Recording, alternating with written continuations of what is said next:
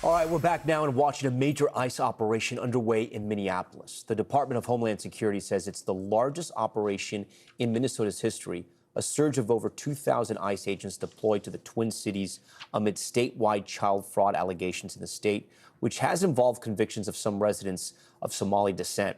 DHS Secretary Kristi Noem on the ground today. This is her with officers for what the department is calling Operation Metro Surge. I want to bring in Joe McCoy from NBC's Minneapolis affiliate KARE 11. Joe, thanks so much for being for us and being there for us tonight. What can you tell us tonight about the ICE operation you've been monitoring?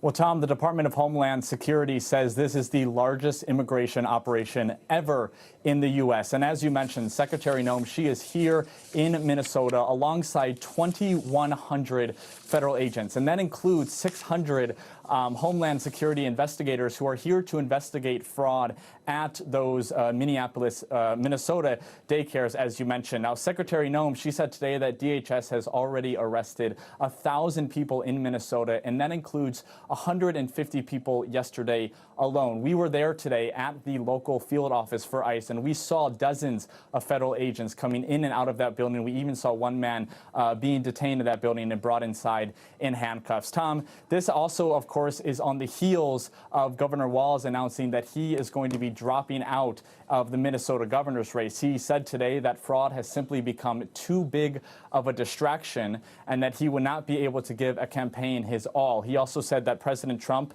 has waged war against Minnesota, and he said that the growing attacks on him have put the entire state at risk. So fraud, immigration, and Governor Walz have all been lumped into one ginormous story here in Minnesota. And we do not know, quite frankly, how long this federal immigration enforcement will last. We did learn today that Border Patrol Chief Greg Bovino is also coming to Minnesota. So it's a question of how long this will last and if there will be any unrest that comes from this additional immigration enforcement, Tom.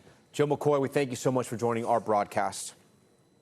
In Ohio, police are asking for the public's help in identifying a person of interest caught on